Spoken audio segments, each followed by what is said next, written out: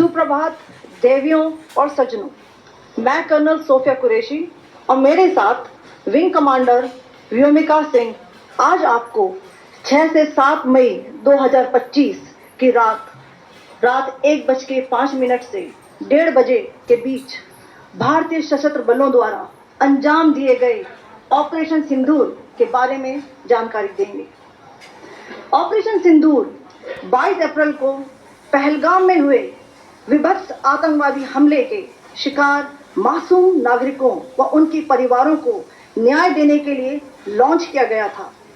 इस कार्रवाई में 9 टेररिस्ट कैंप्स को टारगेट किया गया और पूरी तरह से इसे बर्बाद किया गया। पाकिस्तान में पिछले 3 दशकों से टेरर इंफ्रास्ट्रक्चर का निर्माण हो रहा है। इसमें recruitment, indoctrination centres, training areas और लॉन्च पैड शामिल थे, जो पाकिस्तान और पाक अधिकृत जम्मू कश्मीर POJK दोनों में फैले हैं।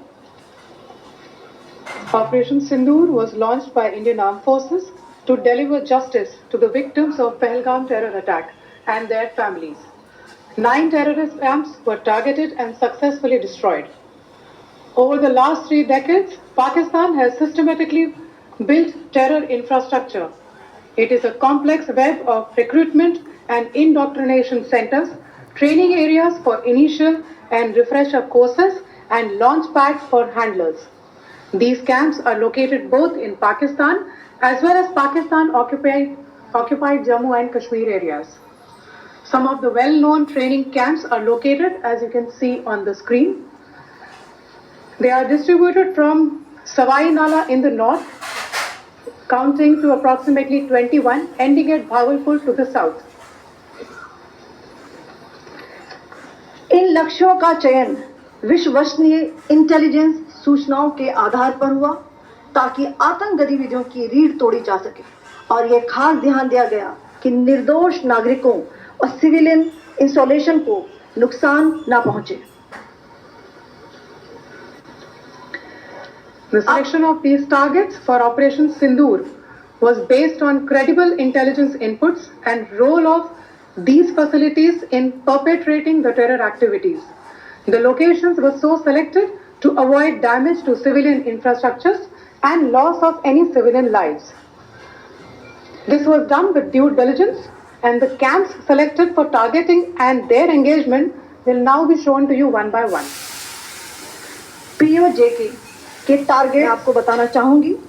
सबसे पहले सवाई नाला कैंप मुजफ्फराबाद, जो कि POJK के लाइन ऑफ कंट्रोल से 30 किलोमीटर दूर है। यह एक लश्कर-ए तौयबा का ट्रेनिंग सेंटर था। 20 अक्टूबर 2024 सोनमर्ग, 24 अक्टूबर 24 गुलमर्ग, 22 अप्रैल 2025 पहलगाम, इन हमलों के आतंकियों ने यहीं से प्रशिक्षण लिया था। सैयदना बिलाल कैंप मुजफ्फराबाद, यह एक जैश ए मोहम्मद का स्टेजिंग एरिया है। यह हथियार, विस्फोटक और जंगल सर्वाइवल ट्रेनिंग का केंद्र भी था। कैंप कोटली, यह LOC से 30 किलोमीटर दूर था। लश्कर-ए तौयबा का बेस था, जो रजौरी, पुंछ में सक्रिय था। 20 अप्रैल 2023 को पुंछ में और 9 जून 2024 को तीर्थ यात्रियों के बस हमले में यहीं से आतंकी को ट्रेन किया गया था।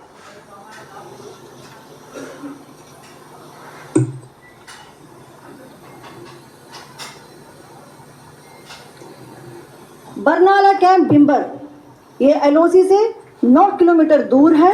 यहाँ पर हथियार, हैंडलिंग, IED व जंगल सर्वाइवल का प्रशिक्षण केंद्र था। अब्बास कैंप कोटली,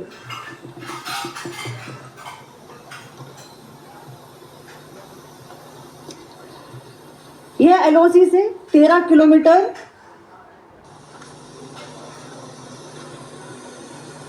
अब मैं पाकिस्तान के अंदर के टारगेट से अवगत कराना चाहूंगी। पहला, सर्जल कैंप सियालकोट, यह अंतर्राष्ट्रीय सीमा से 6 किलोमीटर की दूरी पर है, साबा कटवा के सामने।